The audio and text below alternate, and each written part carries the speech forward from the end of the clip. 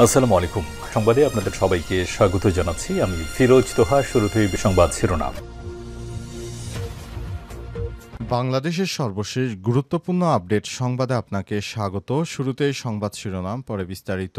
প্রথমেই জানাবো, ইসলামী আন্দোলনের মহাসমাবেশে জামাত, এনসিপি, হিন্দু মহাজোটের নেতারা সংস্কার, বিচার, সংখ্যানুপাতিক পদ্ধতিতে নির্বাচন, লেভেল প্লেইং ফিল্ডের দাবিতে ইসলামী আন্দোলনের মহাসমাবেশে জামাত ইসলাম, জাতীয় নাগরিক পার্টি, এনসিপি, গণ অধিকার পরিষদ, এবি পার্টি সহ বিভিন্ন দলের নেতারা যোগ দিয়েছেন। শুধুমাত্র সেখানে বিএনপিকেই দেখা যায়নি। চরমোনাই পীর সাহেবের এই সমাবেশে যোগ দিয়েছে হিন্দু, বৌদ্ধ, খ্রিস্টান সম্প্রদায়ের সংগঠনের নেতারাও। আজ রাজধানীতে ঐতিহাসিক সোহরাওয়ার্দী উদ্যানে জামাত ইসলামের ৫ সদস্যের প্রতিনিধি দল মহাসমাবেশে যোগ দেন। দলটির নায়েবে আমির অধ্যাপক মুজিবুর রহমান, সেক্রেটারি জেনারেল মিয়া গোলাম পরোয়া, সহকারী সেক্রেটারি জেনারেল মাওলানা রফিকুল ইসলাম খান, মাওলানা আব্দুল হালিম সহ জামাত ইসলামের ৫ জন কেন্দ্রীয় নেতা উপস্থিত ছিলেন। সেখানে লক্ষ লক্ষ মানুষের ঢল নেমেছে। জানাবো, গত ২৪ ঘন্টায় ইহুদিবাদী ইসরায়েলের হামলায় নতুন করে ৮১ জন নিরীহ ফিলিস্তিনি নিহত হয়েছে। গাজায় ত্রাণ দেওয়ার কথা বলে ডেকে নিয়ে তারপর নিরীহ ফিলিস্তিনিদেরকে হত্যা করছে ইহুদিবাদী ইসরায়েল। এই হত্যাকাণ্ড এমন এক সময় চালানো হচ্ছে যখন সবেমাত্র ইরানের সঙ্গে একটি যুদ্ধ শেষ হয়েছে। এখন নতুন করে আবারও ইহুদিবাদী ইসরায়েলেরা গাজায় একে একে গণহত্যা শুরু করেছে। এ পর্যন্ত তারা ১ লাখের বেশি নিরীহ ফিলিস্তিনিকে হত্যা করেছে বলে আজ গাজার বিষয়টি প্রকাশ্যে এনেছে তারা। এরপর জানাবো, ইসরায়েলকে বাঁচাতে ১২ দিনে ২০% থার্ড ক্ষেপণাস্ত্র ব্যবহার করেছে মার্কিন যুক্তরাষ্ট্র। ইরানের হামলায় ইহুদিবাদী ইসরায়েল কোনোভাবেই বাঁচতে পারছিল না, তাই যুক্তরাষ্ট্র তাদের প্রতিরক্ষা সিস্টেম থার্ড ক্ষেপণাস্ত্রের ২০%ই ব্যয় করেছে ইহুদিবাদী ইসরায়েলকে বাঁচাতে। মাত্র ১২ দিনেই যুক্তরাষ্ট্র ২০% ক্ষেপণাস্ত্র ইরানের হামলা ঠেকাতে ইসরায়েলকে দিয়েছিল। এমনিভাবে যদি ইরান হামলা অব্যাহত রাখত তাহলে অল্প দিনে ইহুদিবাদী ইসরায়েল এবং মার্কিন যুক্তরাষ্ট্রের সমস্ত প্রতিরক্ষা মিসাইল শেষ হয়ে যেত। এমনটাই জানিয়েছে যুক্তরাষ্ট্রের একটি রিপোর্ট। এ বিষয়ে গুরুত্বপূর্ণ সংবাদ জানাবো, সঙ্গেই থাকুন। এদিকে ইউক্রেনের কৌশলগত শহর ঘিরে ফেলেছে ১,১০,০০০-এর বেশি রাশিয়ার সেনা সদস্যরা। দাবি কিয়েভের। পূর্ব ইউক্রেনীয় কৌশলগত শহর পোকরোস্কোভ দখলের জন্য শহরটির আশপাশে ১,১০,০০০ রাশিয়ান সেনা মোতায়েন করা হয়েছে। আজ ইউক্রেনের সামরিক বাহিনী প্রধান ওলেকজান্ডার সিরস্কি এমনটাই দাবি করেছেন। জানাবো, রাশিয়ায় হালকা বিমান বিধ্বস্ত, অন্তত ৪ জনের মৃত্যু। রাশিয়ার মস্কে হালকা বিমান দুর্ঘটনার শিকার হয়েছে। এতে ওই বিমানে থাকা অন্তত ৪ জন ওই জায়গায় মারা গেছে। আর সংবাদ মাধ্যম আল জাজিরার এক প্রতিবেদনে বিষয়টি নিশ্চিত করা হয়েছে।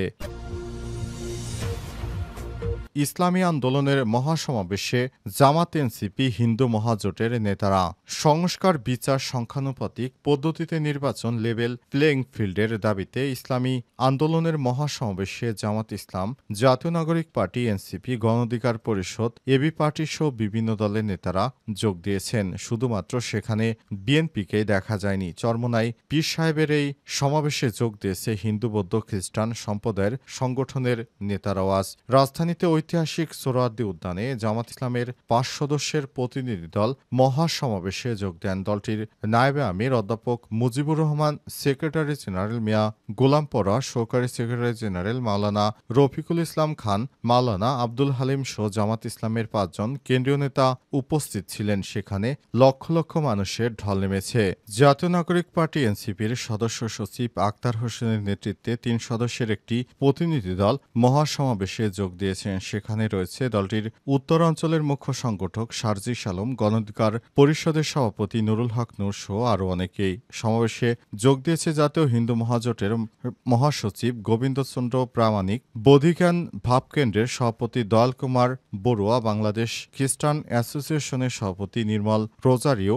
এসব দলের নেতাকর্মীদের ঢলে দুপুরে ২টায় শুরু হয় লাখ লাখ মানুষের এই সমাবেশ। বিএনপিকে সমাবেশে আমন্ত্রণ জানানো হয়নি, কারণ দলটির সংখ্যা সংখ্যানুপাতিক নির্বাচন বিরোধী আজ সকাল 10টায় কোরআন তিলাওয়াতের মাধ্যমে এই মহাসমাবেশের কার্যক্রম শুরু হয় আর দুপুর 2টায় সমাবেশের মূল পর্ব শুরু হয়। এ সময় নারায়ে তাকবীর আল্লাহু আকবার স্লোগানে মুখর হয়ে ওঠে গোটা সোহরাওয়ার্দী উদ্যান। বিএনপিকে দাওয়াত না দিয়ে বিএনপির গালে থাপ্পড় মারা হয়েছে এমনটাই ধারণা করা হচ্ছে। গাজায় গত 24 ঘণ্টায় নতুন করে 81 জন নিরীহ ফিলিস্তিনিকে হত্যা করল ইহুদিবাদী ইসরায়েল। ফিলিস্তিনের অবরুদ্ধ গাজা উপত্যকায় গত 24 ঘণ্টায় নতুন করে 81 জনকে হত্যা করেছে দখলদার ইসরায়েলি বাহিনী। সেই সঙ্গে একদিনে অন্তত 422 জন আহত হয়েছে। আজ গাজা স্বাস্থ্য মন্ত্রণালয় জানিয়েছে এ নিয়ে 2023 সালের অক্টোবর থেকে এ পর্যন্ত কমপক্ষে 56,412 জন নিহত হয়েছে। তবে আজ ইহুদিবাদী ইসরায়েল বিবৃতিতে জানিয়েছে তারা এ পর্যন্ত 1 লক্ষের উপরে নিরীহ ফিলিস্তিনিদেরকে হত্যা করেছে। বিবৃতিতে বলা হয়েছে অনেক ভুক্তভোগী এখনও ধ্বংসস্তূপের নিচে এবং রাস্তায় আটকে পড়ে আছে। উদ্ধারকারীরা তাদের কাছে পৌঁছাতে পারছে না। জানুয়ারিতে কার্যকর হওয়া যুদ্ধবিরতি ভেঙে ইসরায়েলি বাহিনী 18 মার্চ গাজায় পুনরায় আক্রমণ শুরু করে এবং এখন থেকে 6,089 জনকে নতুন করে হত্যা করেছে বলে বলছে গাজা স্বাস্থ্য মন্ত্রণালয়। আহত হয়েছে নতুন করে 21,000-এর বেশি মানুষ। আন্তর্জাতিক যুদ্ধবিরতির আহ্বান সত্ত্বে ইহুদিবাদী ইসরায়েলি বাহিনী 2023 সালের অক্টোবর থেকে ফিলিস্তিনের গাজায় নৃশংস আক্রমণ চালিয়ে যাচ্ছে।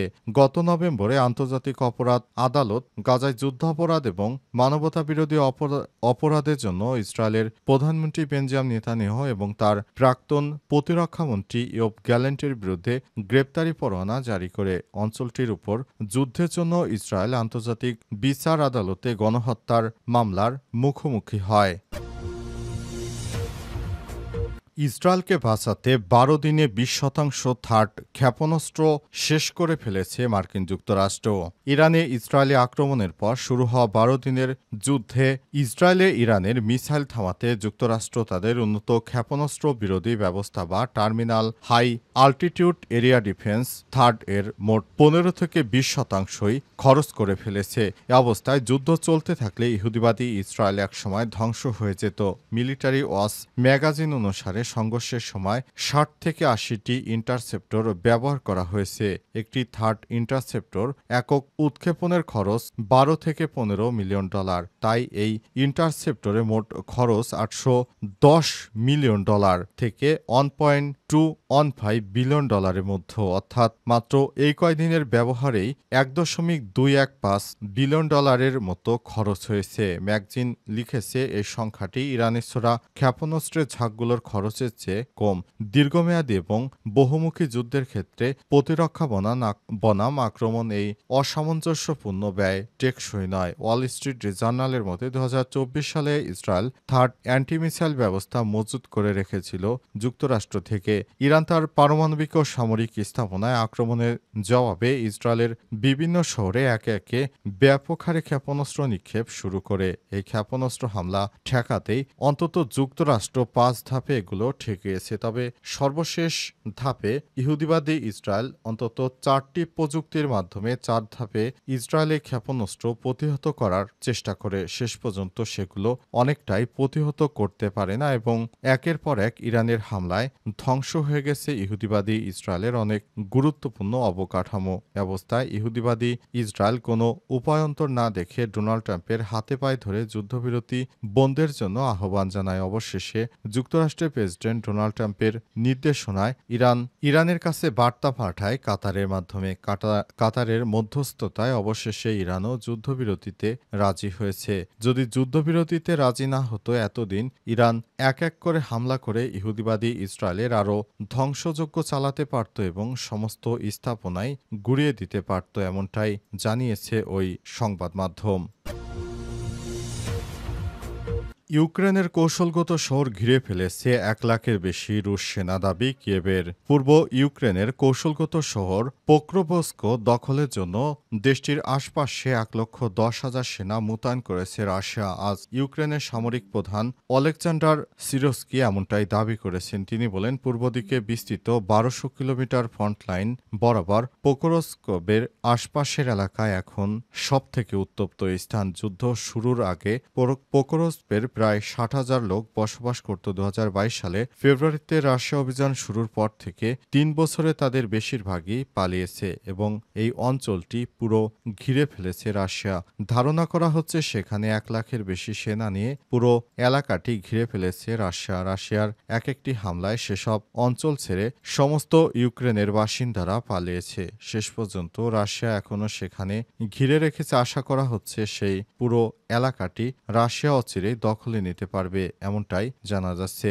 বলা হয়েছিল রাশিয়া এবং ইউক্রেন যুদ্ধে খুব তাড়াতাড়ি ইউক্রেন হয়তো হেরে যাবে, কিন্তু রাশিয়া কোনোভাবে এই যুদ্ধে এখনো জয়লাভ করতে পারছে না। কারণ রাশিয়া মনে করেছিল ইউক্রেন হয়তো খুব শীঘ্রই আত্মসমর্পণ করবে, কিন্তু ইউক্রেন যুক্তরাষ্ট্র ও ইউরোপীয় ইউনিয়ন থেকে অস্ত্র সহায়তা পাওয়ার কারণে তারা এখনও সেই হামলা অব্যাহত রেখেছে। এই ধরনের হামলার ফলে পুরো ইউক্রেন এবং রাশিয়ার এই ধরনের হামলার ফলে দুই দেশেই আতঙ্ক বিরাজ করছে। মাঝে মাঝে রাশিয়ার অভ্যন্তরে ঢুকে ইউক্রেন ব্যাপক হামলা চালাচ্ছে, এতে রাশিয়ারও ব্যাপক ক্ষয়ক্ষতির সম্মুখীন হচ্ছে। অবস্থায় দুই দেশই যুদ্ধবিরতির আহ্বান জানিয়েছেন ডোনাল্ড ট্রাম্প, তবে শেষ পর্যন্ত এখনও সেখানে যুদ্ধবিরতি কার্যকর করা সম্ভব হয়নি। তারপরও থেমে থেমে চলছে যুদ্ধ। তবে যুক্তরাষ্ট্রের নতুন প্রেসিডেন্ট ডোনাল্ড ট্রাম্প আশা প্রকাশ করেছেন তিনি ক্ষমতায় আসার পরই এই যুদ্ধ বন্ধের সর্বাত্মক চেষ্টা চালিয়ে যাচ্ছেন। শেষ পর্যন্ত কী হবে সেটি এখন বলা যাচ্ছে না।